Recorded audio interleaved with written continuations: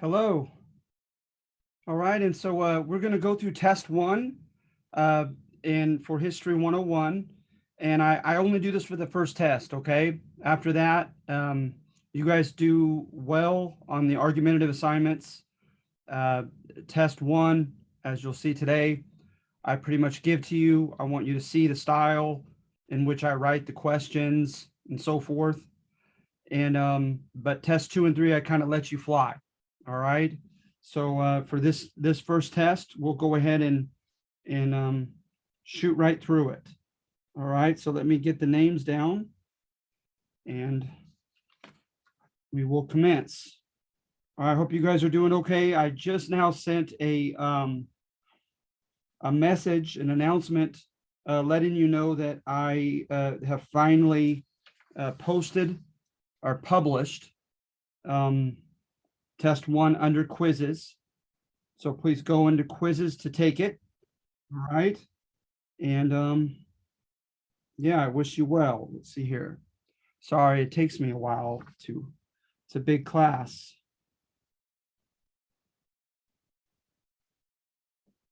All right.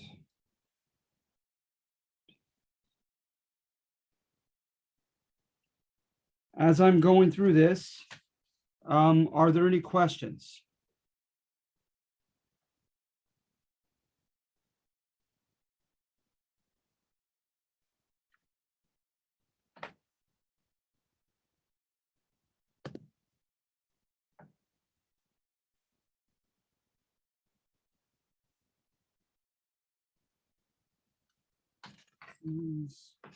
This is great attendance.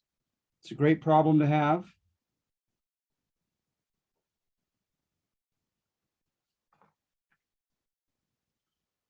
It's just you're not in alphabetical order, so have to go back and forth.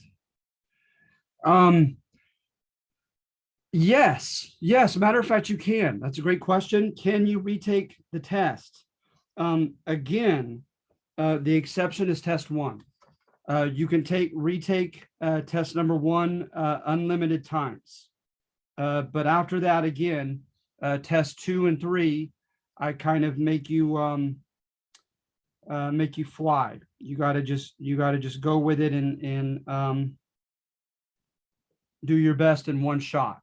All right. So it won't be the case on tests two and three, but this time, absolutely, you have unlimited submissions. So take advantage of that. Take advantage of this video. All right. As I'm going to literally go through all of them. Like I said, because it's college, I don't feel it right to do this for all three tests. But test one, you don't really know yet what to expect. And I want you, more importantly, to learn the material. And so I'm hoping as we go through these, it kind of cements what you believe you have learned and extracted from the argumentative assignments. All right. Let's see here.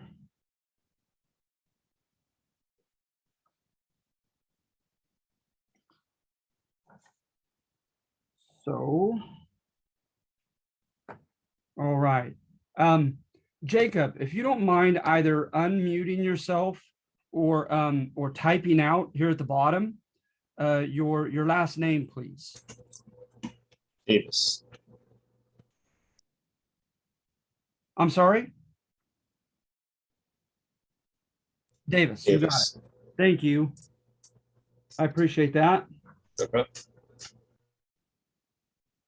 Great. All right. So now, you really, with this unlimited taking of test one, me literally going through the whole test, and you should be able to get a 55 out of 50 on account of this Zoom participation, 5 points of extra credit. So let's go ahead and jump right into it. All right. Which of the following is an alleged reason for which knowledge of Native American culture and history is incomplete? A lack of sufficient written Native American sources? Yes, sadly. C. Vance Haynes' theory on Native American immigration from Asia does not dovetail with all radiometric carbon dated objects discovered. On number one, that is true. Alleged cultural, linguistic, and biological ties between Native Americans and indigenous Siberians have not convinced academia universally. That's also mentioned on number 1. D, European chronicles are alleged by many to be ethnocentric and skewed. And I believe I mentioned that. So it'd be all the above. All right. We're all problems in devising a narrative of Native America before Columbus's arrival. Number 2, which of the following points was not conveyed concerning Native American cultural achievements? A, European colonizers and modern academia usually look for evidence of manipulation of the environment, development of complex society, all those. And that's right off the PowerPoint and my lecture, right? And those are all true. B, that considering the isolation of the Americas, the natives' Neolithic or farming or new stone tool revolution was relatively early in some places. Absolutely. And that should have been mentioned in number 2, as well as my mention of the book 1491 in my lecture. C, that evidence for alleged signs of civilization within future U.S. territory appear earliest in the American Southwest and along the Mississippi River. Yes. Now remember, this is always subject to change with some new excavation, but that has been the narrative for quite some time so far of what we have discovered. And D, that the Plains tribes met criteria for civilized status first? No.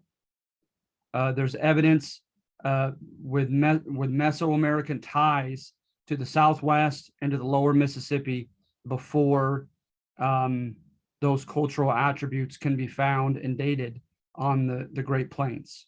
So D is the one that you would choose. So notice sometimes I ask you to choose the wrong answer, right? Which of the following does not. So please read the questions carefully. Number 3, what was mentioned as common cultural traits shared by many American tribes despite their diversity? So right away, you should think of number 3, right? The last number on the Native American assignment. A religious tendency toward animism, shamanism, polytheism, and pantheism. Absolutely. Technological knowledge of mining minerals. Well, although they have found that, see, that's not mentioned, right, as something that they shared. They do believe they have found kilns and the beginnings of early forges with the Adana people in the east and up in the Great Lakes area. But that's far from commonly found. So that would be the one that does not, it's not mentioned. C, development of military technology superior to that of European colonizers? No, right? We know that to be true as far as the employment of steel and gunpowder, etc. D, failure to engage in sedentary farming prior to the European invasion? No. Of course, most regions in present-day U.S. territory, with perhaps exception of California and some places up along the northwest coast, had long experienced their farming revolution. So the only one that fits is the one that's mentioned, is A.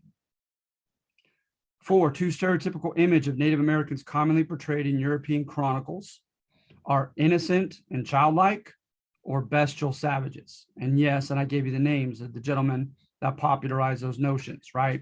Bartolome de las Casas, as well as Columbus, with the meek sheep image, childlike image, and bestial savages by Castillo, a conquistador, in his famous book.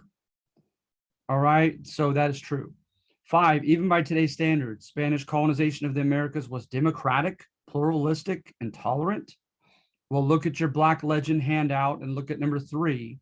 That is not the case, right? By today's standards, no way. And we went into the details of all the appointed officers. They were supposed to have cleanness of Spanish blood and their pigmentocracy, etc. Number 6, at the time of Spanish colonization of the Americas, Western Europe was arguably slowly transitioning toward a limitedly and brutally capitalistic economy.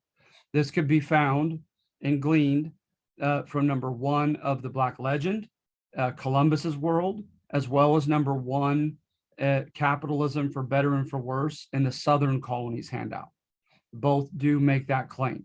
So therefore, that was mentioned subjectively by me, So 6 is true. Number 7, which of the following was not arguably an historical contribution by the Spanish to the Americas? And I'm not sure if I lectured this, so all the more reason why I enjoy going through all of it on the first test. A monotheistic belief in the Christian God, yes. Elements of law we have borrowed from Rome and Germanic sources, yes.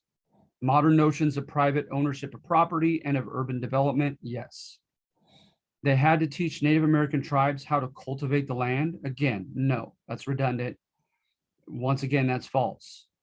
And then E, many elements of Hispanic culture. And I didn't really get into that on the Black Legend, but so much to do, especially things tied to the Catholic Church, holidays, having godparents.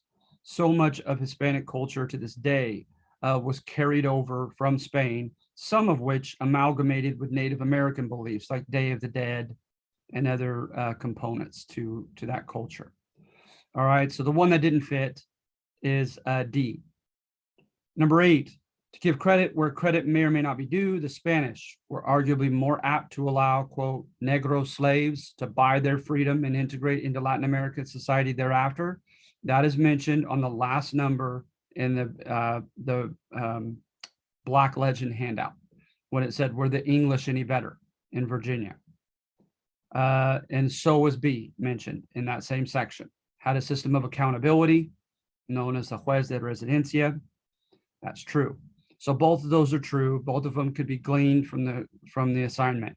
So notice, guys, and that should give you some encouragement, is not only will I try to fill in the gaps with questions that aren't directly, applicable to an argumentative assignment by way of Zoom lecture, but so many of the questions could be found on those argumentative sheets. All right. Number 9, Las Casas, his brief relation, openly sympathized with the Native Americans, whom he often labeled as meek sheep, and was intended to sway Crown policy and public opinion toward legislative protection of Native American rights. That is very true. The downside to that, however, is he conceded that they should use African slaves in replacement of the Native American serfs. So that doesn't go down so well in modern history with Las Casas, but nevertheless, he was known as a defender of the Indios, of the natives. Castillo, his true history, right? Somewhat justified Spanish conquest of the Aztec, depicting the latter as anything but meek sheep, and that is true. Again, it's translated as Castillo's conquest of Mexico or conquest of New Spain, and it reads like a soap opera. Number 11, Sahagún. Remember, he was the early Spanish priest / anthropologist who got the Aztec young boys to convert to Catholic Christianity, learn the Castilian Spanish language, and translate their codices from the hieroglyphic writings into Spanish, and then from Spanish to all kinds of other languages for progeny, for future generations to be able to read what the Aztec had written down about themselves, their history, their culture. But despite all those things that he did for him, right, he has a famous quote where he's going over Aztec or one of the Mesoamericans in central Mexico. It could have been someone other than the Aztec. Were very sadly sacrificing their children to the rain god Tlaloc. And they're crying while they do it, but nevertheless, they followed through with it and they killed these children for rain.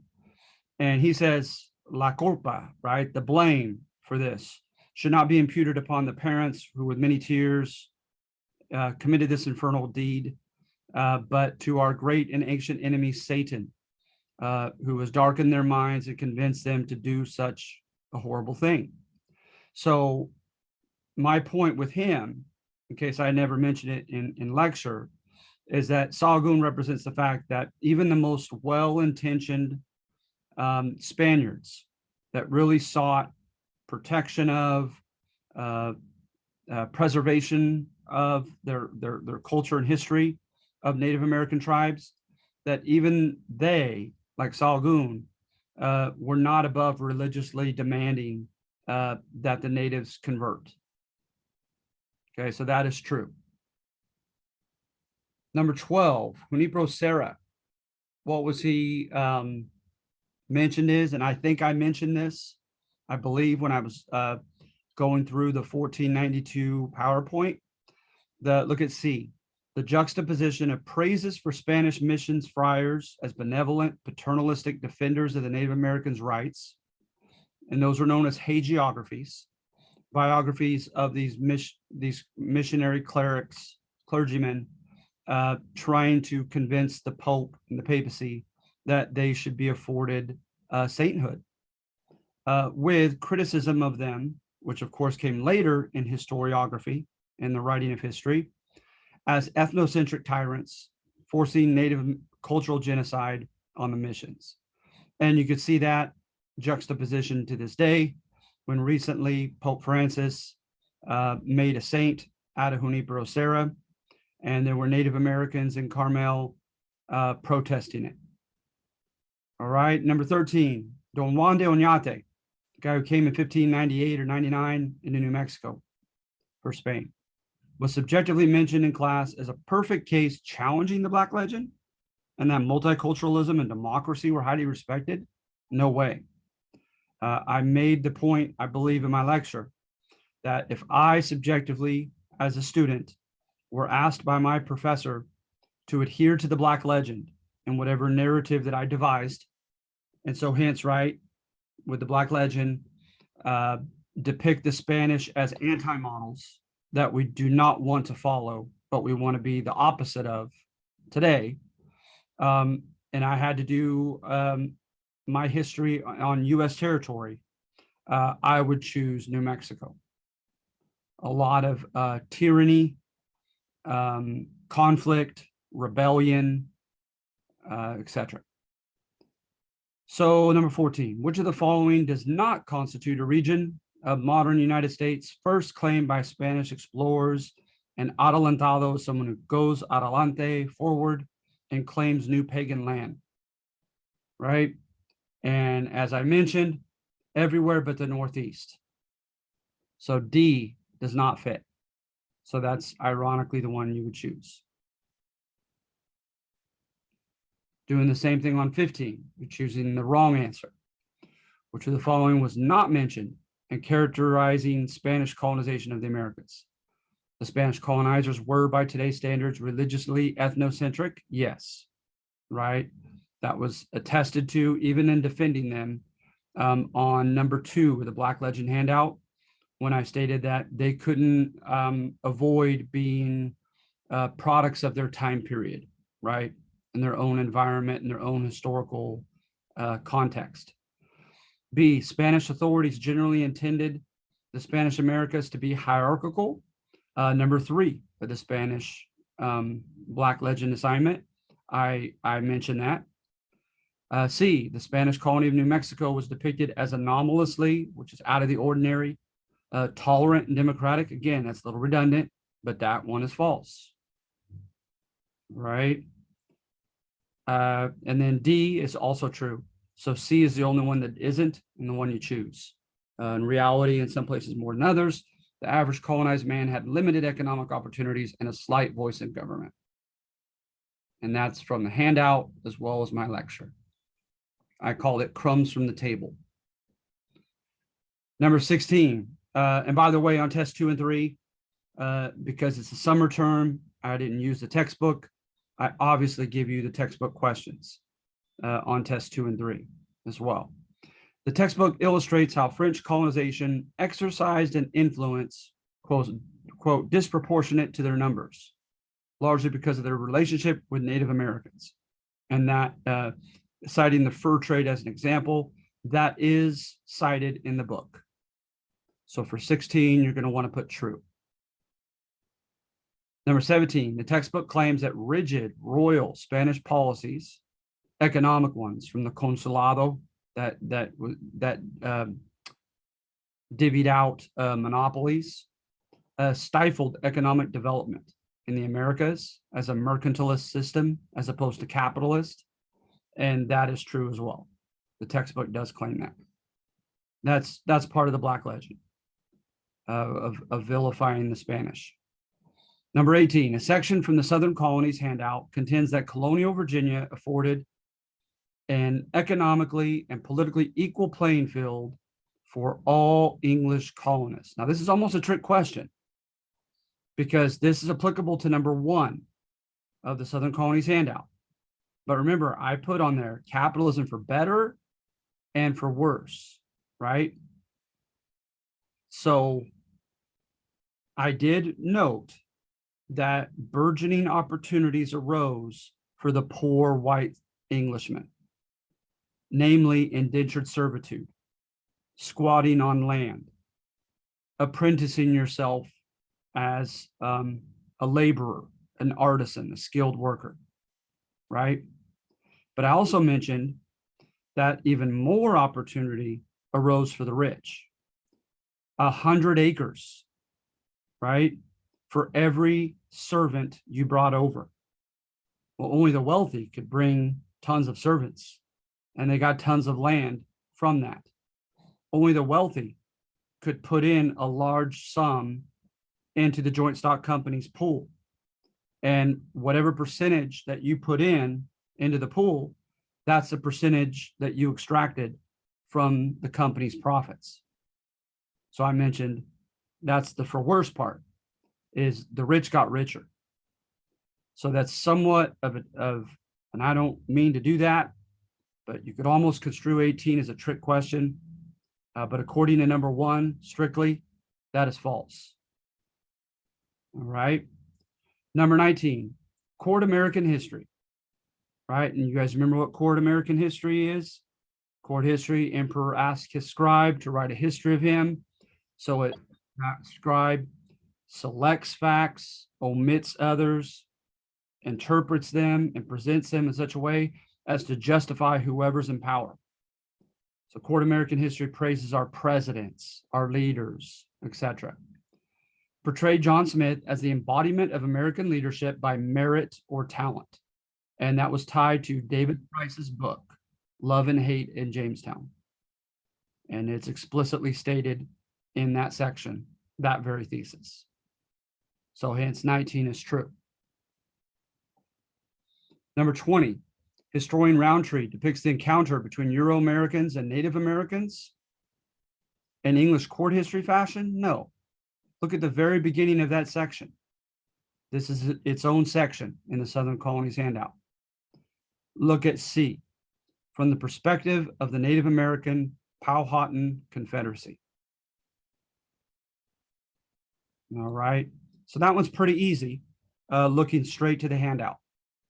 20 is C. Number 21, the Southern Colonies handout highlighted instances of agency being recognized by non-WASP minorities. So WASP is white Anglo-Saxon Protestant, people who engage in conflict history, who looked for power plays, winners and losers. They make villains of the winners, and they gain your empathy for the losers, right? In conflict history, WASP men are the devil. They're the bad guys who won ruthlessly, right? And so when you deal with agency amongst non-WASP demographics, you're saying, hey, I'm not just going to write a conflict history of them losing and being victimized and just to engender people's sympathy.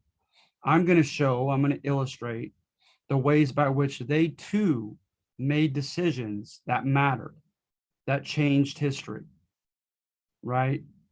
So that's what we're dealing with agency. So what was not mentioned? The Powhatan Confederacy's leadership arguably could have easily wiped out the small English settlements of Jamestown.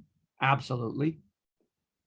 And again, that's right out of the handout with, what's her name?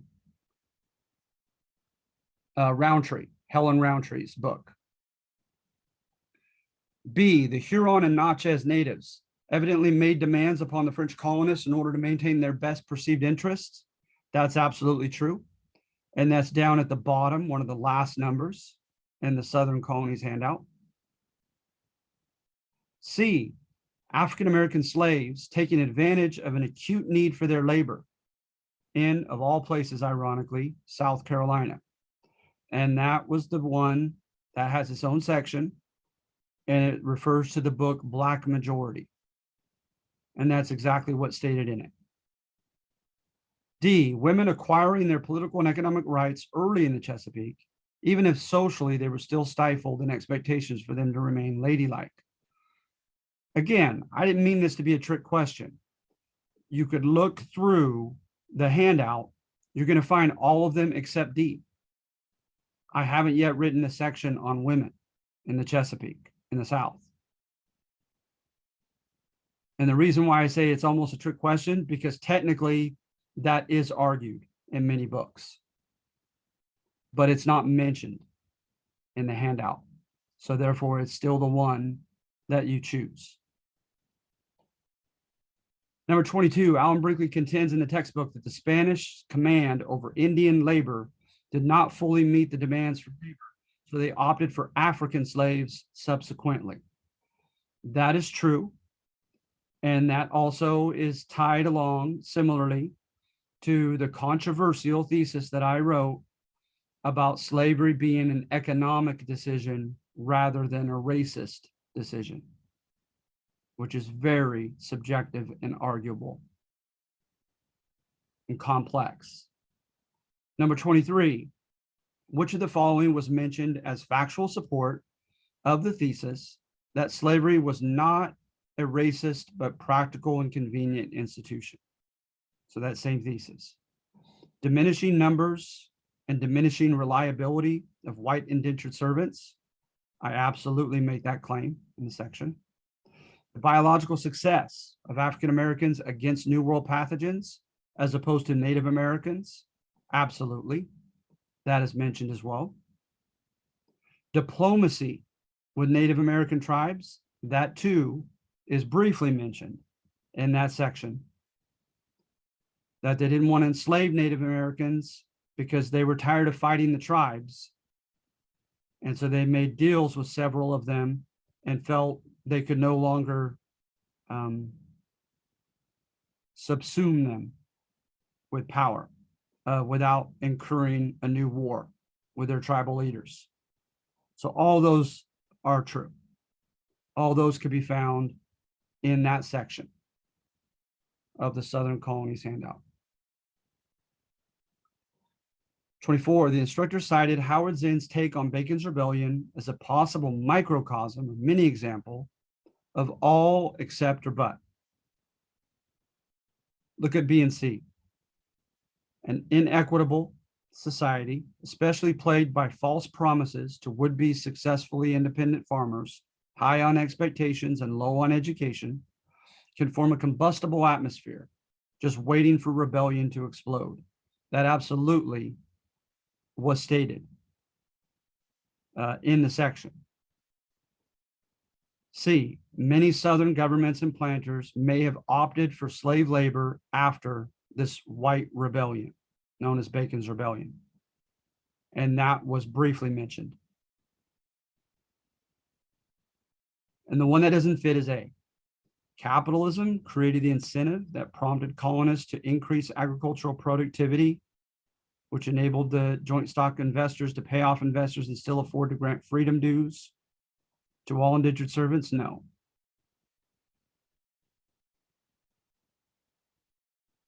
Number 25. Which of the following was not mentioned in class pertaining to the alleged conditions endured by African slaves?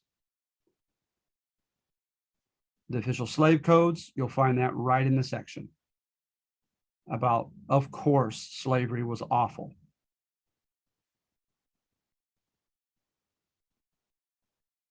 Fogel and Ingerman's thesis, and I mentioned that thesis, that very politically incorrect thesis, right? That slaves' material lives were not that harsh. because they were expensive investments and their masters wanted to keep their investments profitable and functioning well? Has it withstood scrutiny from other historians very well?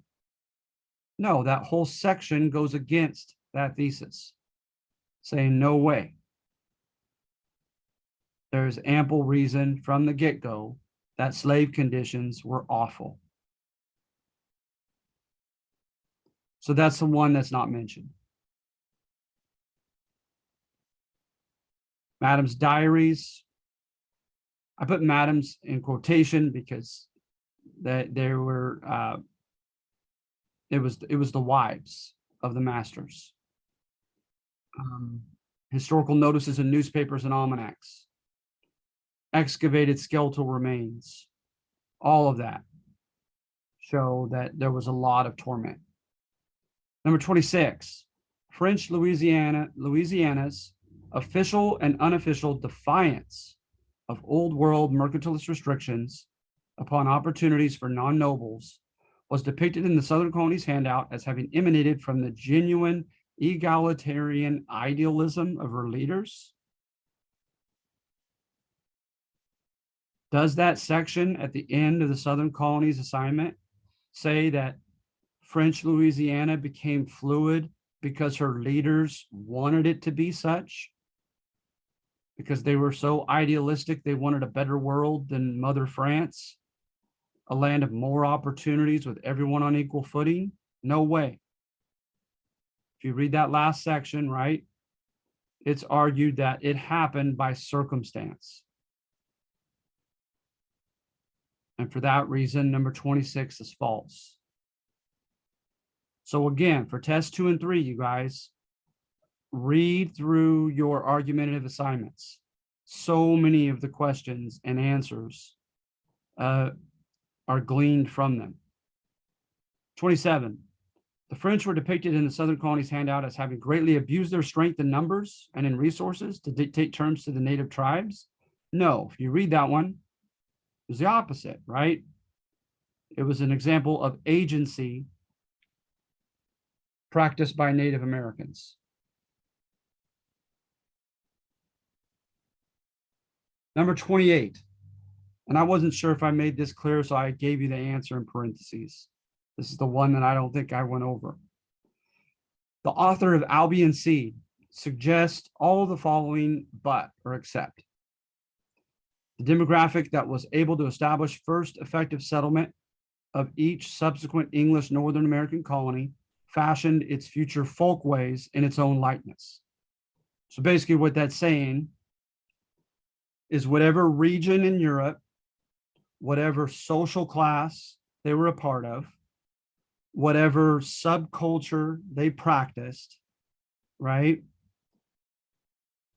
Whatever customs, behavioral norms, etc., that they had back in their mother country, that demographic, whichever one it may be, if they first effectively settled, let's face it, took, colonized a Native American territory, they tried to make it in its own image. All right. B, and that is true, that the South seigneurial economy, and like seigneurial economy is wealth is attached to pastoral or farming labor. And your connections, your political privileges are attached to your land ownership. So it's old school wealth, like from the time of the medieval time period. So that the South seigneurial economy, its elitist and chivalric culture, and other folkways were primarily the result of the gentry class firstly effectively settling the area. According to his book, that's the case. So to this day, the South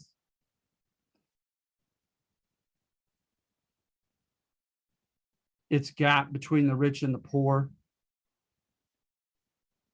its emphasis upon martial duty, chivalry, hospitality, all that was practiced and boasted by the gentry class back in England.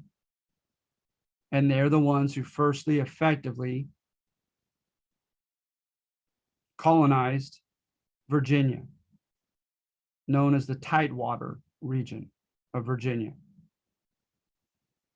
where all the grandees lived, where the government rested, etc., where the best fertile land existed, and where ties to commerce overseas existed.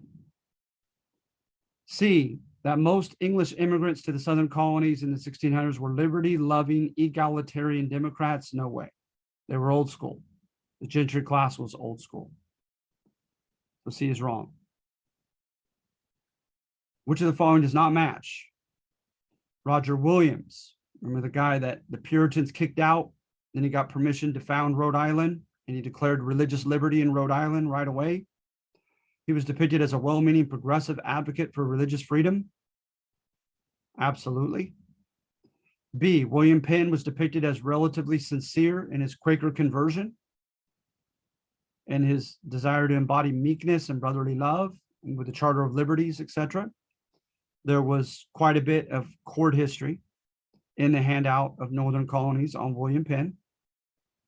C, Dutch New Netherlands was depicted as having transferred tolerant policies back in the Netherlands to the New World without any hint of economic motives or concerns. That's the one, of course, from the handout that you should be able to deduce is wrong. Remember, I was tough on the Dutch, and I said they were only tolerant because of economic expediency.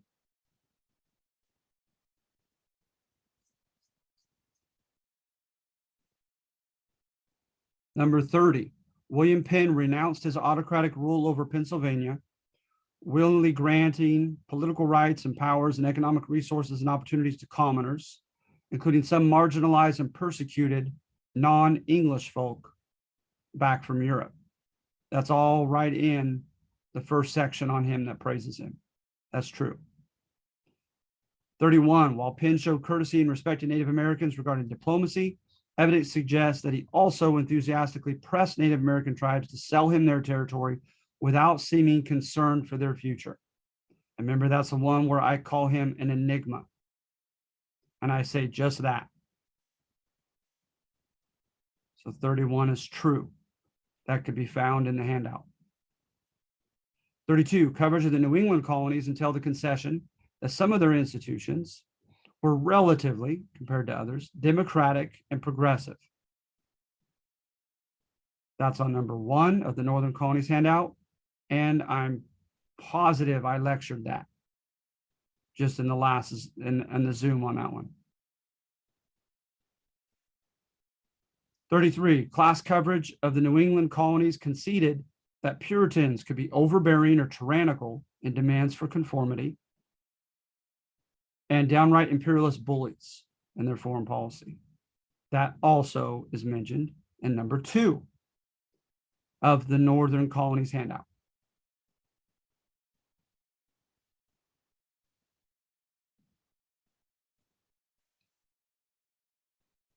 Number 33, class coverage of New England colonies conceded that Puritans could be overbearing or tyrannical. I already did that one, I'm sorry. 34, an argumentative section contends with the court history notion that the Dutch colonizers of New York were progressive cosmopolitans practicing tolerance on principle, implying that Dutch tolerance may have been at least partially due to economic concerns. That's redundant. I've done that a couple times on this test. Yes, that is true. 35, according to Alan Brinkley, the British Navigation Acts were stifling to American colonists. No. And we're going to get into that next in the War for Independence. Alan Brinkley doesn't think so at all. So that's false. 36, which of the following is false regarding the Sacred Expedition? It marked what the Spanish officially declared to be a more peaceful colonization of Upper California as opposed to adelantados going forth and declaring war? Absolutely. It initiated a Spanish colonization pattern of establishing missions, pueblos, presidios, and haciendas? Yes. C, Spanish missions have consistently and universally been praised as paternalistic purveyors of civilization. That is very contested. And so it has not been universally and consistently praised, the Spanish mission. So that's certainly the one that is false. And the one you want to choose is C. Again, I don't think I mentioned 37. In the St. Lawrence River and the Ohio Valley, up at Canada and the Great Lakes, tribes like the Iroquois took advantage of European demand for furs and militarily ensconced themselves into an economically vital partner position. That is absolutely true. Example of agency, example of European commerce and diplomacy exacerbating problems between native tribes. The Iroquois are going to attack the Huron to gain access to the fur trade.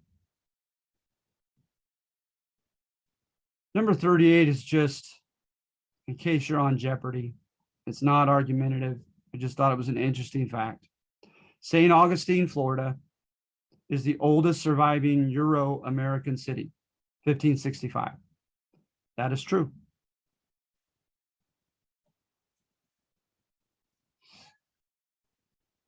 '39, the Puritan societal notion of the covenant, and I talked about this, arguably formed the foundation for their tolerance of individuals' lifestyles. Is that true? No, remember, the idea of the covenant was that God is watching the community. If people in the community sin against him, God will punish the whole community.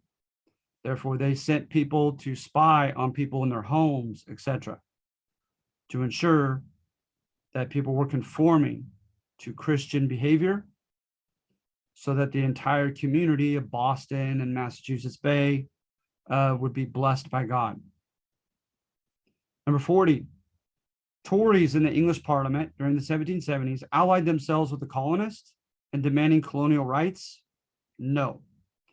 Tories were primarily the party in England that wanted to put us in our place,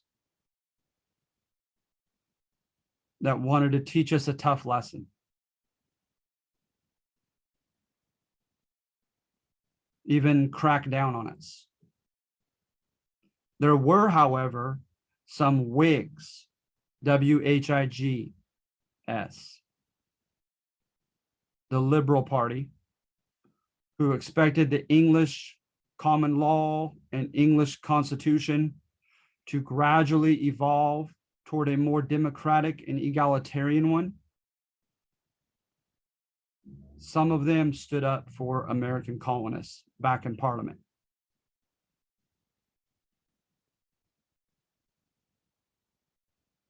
All right.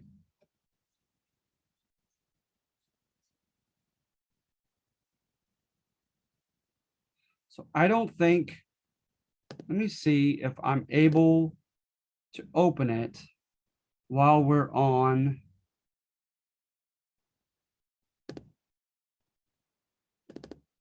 Zoom.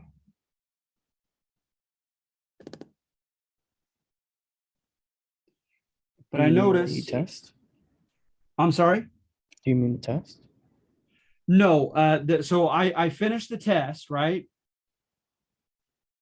We will meet again on Tuesday. And so now I just want to give you a brief introduction to what is due Monday, because this test is due tomorrow night. And then you have only until Monday night to do the War for Independence. All right, so I apologize for giving so much in one Zoom meeting.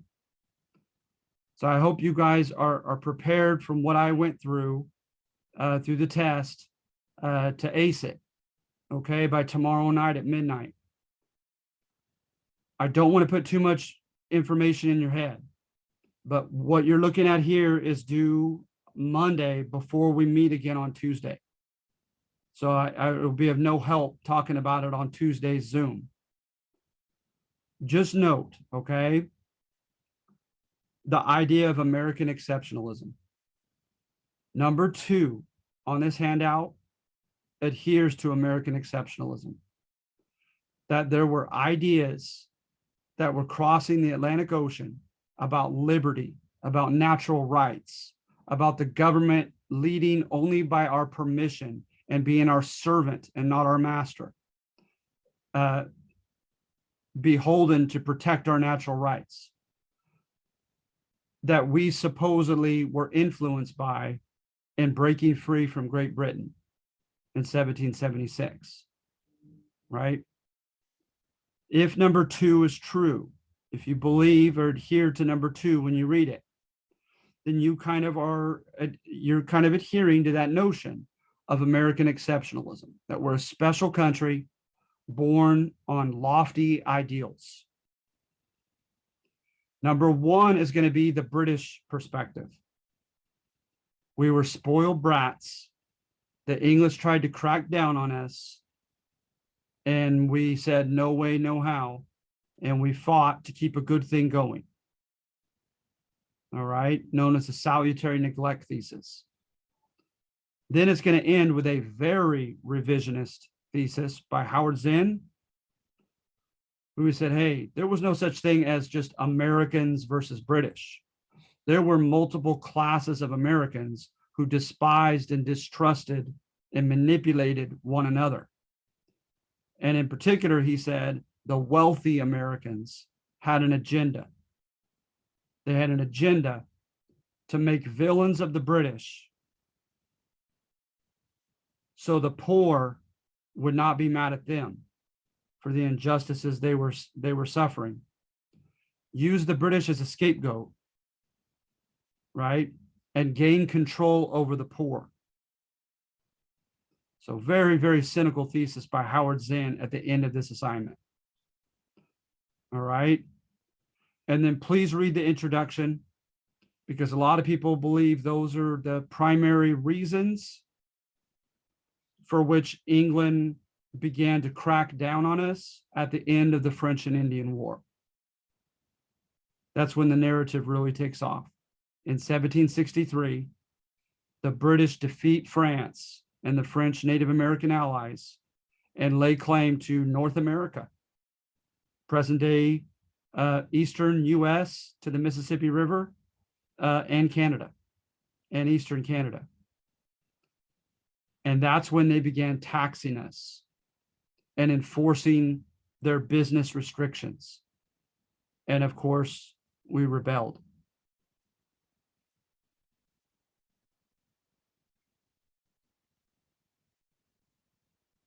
Remember that we didn't have anybody in Parliament directly representing us.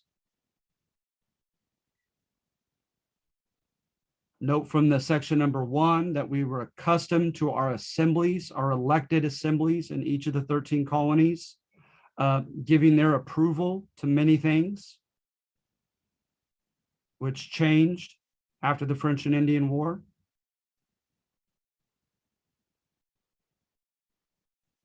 So yeah, so go ahead and please read through this introduction, and please read through, if I could please encourage you, because again, for test 2, you'll have at least 3, if not more, questions on test 2 that come right out of this handout.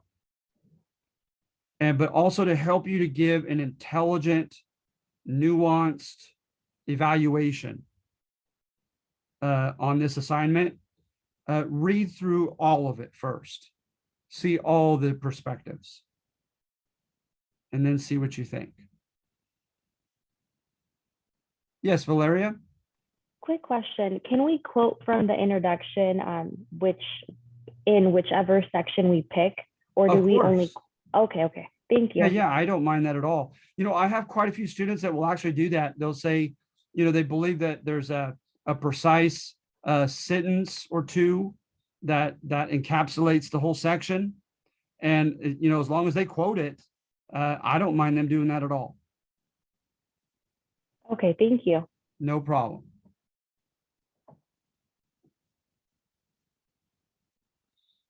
All right, so I probably won't get into more information than that because that's kind of overkill. I want you guys to ace this test, and that's your your goal, agenda for today and tomorrow, and let the independence assignment worry about itself after tomorrow. But I hope you could at least keep those just primary kind of parameters and that general kind of context, not only about the times and the topic, but about the historiography, right? About different interpretations to this subject. I hope they pop back to mind and help you a little bit when in a day or two, when you turn to this assignment.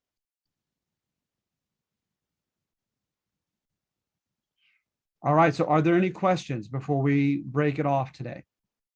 Yes. Please, Brianna. I was wondering, are you going to save this video as Yes. well, the recording? Okay. Yes. Thank you, Professor. No problem.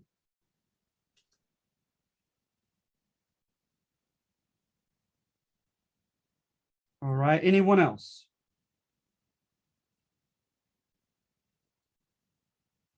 Quick Jacob. question. Yeah, Oh, sorry. I was just wondering, the test is open today, so we can take it today, correct? It's just due tomorrow. exactly. Okay, Yeah, got by it. all Thank you. means, if you're prepared today, get it done with for sure. All right, Jacob. So I know it's only 5 points, but did I get credit for being here last time? Because you didn't ask about my last name last time. Oh, okay. You know what?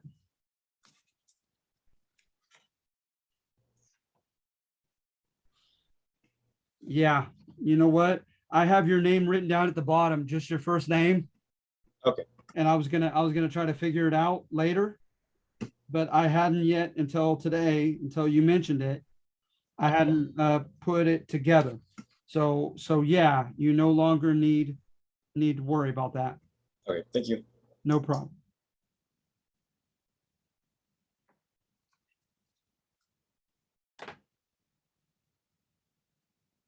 All right. So I see a hand up for Garcia de Leon. Hi, I was wondering if you could upload the previous and future PowerPoints. I find that as I'm going through the recorded lectures that it kind of helps to follow along and take notes. Absolutely. All right. And sorry about that. You guys asked me that 2 Zooms ago, and I said I was going to do that, and it's just okay. So I wrote it down again. I'm happy to do that. All right, Ravinder. Yes, Professor. So my question was that for like future tests, like test number 2 and then test number 3, you would recommend us, like in order to study for them, just to go over the PowerPoints and just basically read all the sections for the assignments? Absolutely. Yeah, I mean, as you saw here, I don't think number 1 was anomalous at all. I think 2 and 3 are the same way. Is so many of them literally come from reading these argumentative handouts. So I would do that first and foremost. But then absolutely also look at the PowerPoints and also listen to my lectures, because I'll try my best to stay ahead of the game and take a look at the questions for the upcoming tests before I do a Zoom on something to make sure whatever doesn't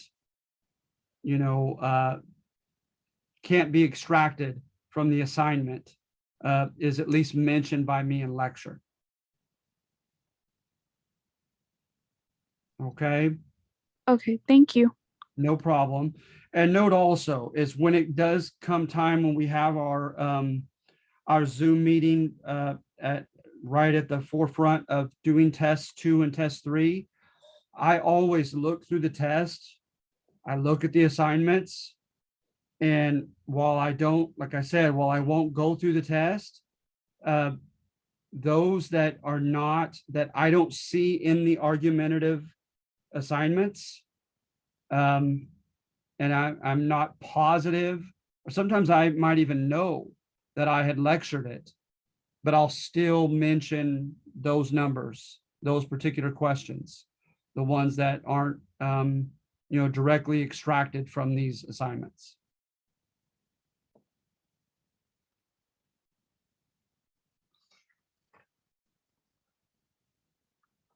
All right, so anybody else?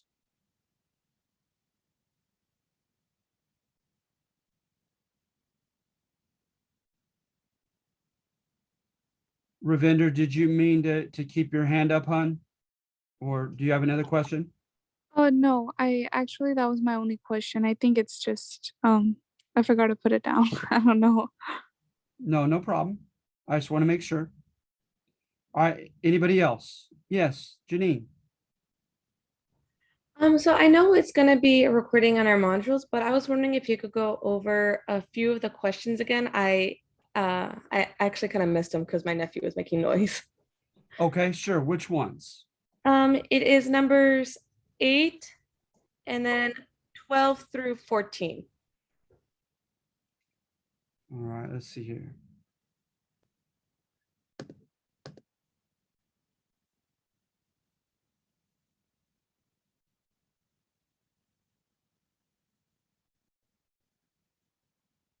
All right, so number 8, as I mentioned, both of those are mentioned in the handout under the worthy English any better.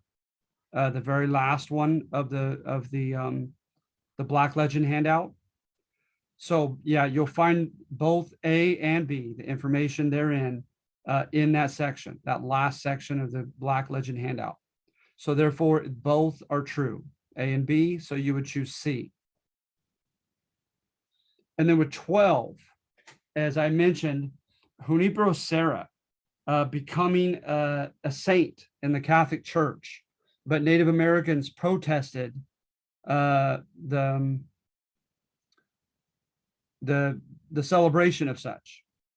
So take a look at C, the juxtaposition of praises for Spanish mission friars with criticism of them as ethnocentric tyrants. That's exactly what I meant to convey as Junipero Serra being indicative of,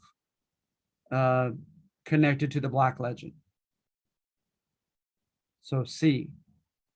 Number 13, Don Juan de Oñate, I mentioned him that I would subjectively, as a student, if I had to adhere to the Black Legend and vilify the Spanish as everything we don't want to represent today, and I couldn't choose Mexico, I would choose New Mexico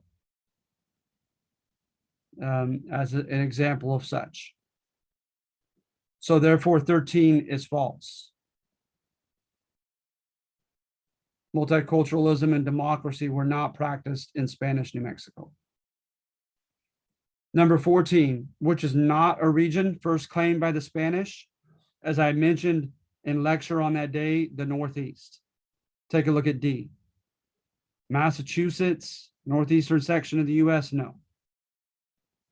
To this day, nothing has been discovered of Spanish claims that far north.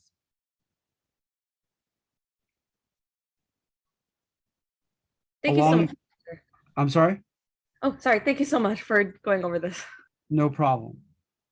And so did you say 12 through 14 or 15? 12 through 14. Okay. All right. No, you're very welcome. All right. So anybody else?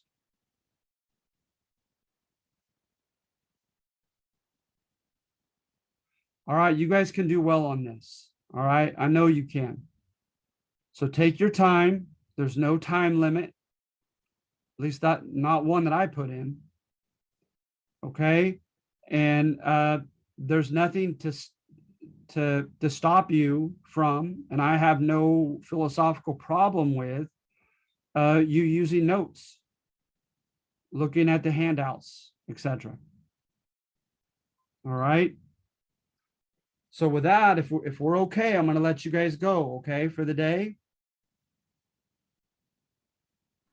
Just Thank you. make sure it is due tomorrow, right? The It test. is tomorrow night. Thank you. No problem. Yeah, tomorrow night. All right, thank you guys. You guys have a great day. Have a great weekend. Be careful. Thank you, Professor. Have a great weekend. You too. Thank you. Thank you, Jacob. Julie, thank you. Bye. Have a good weekend. You as well. Thank you.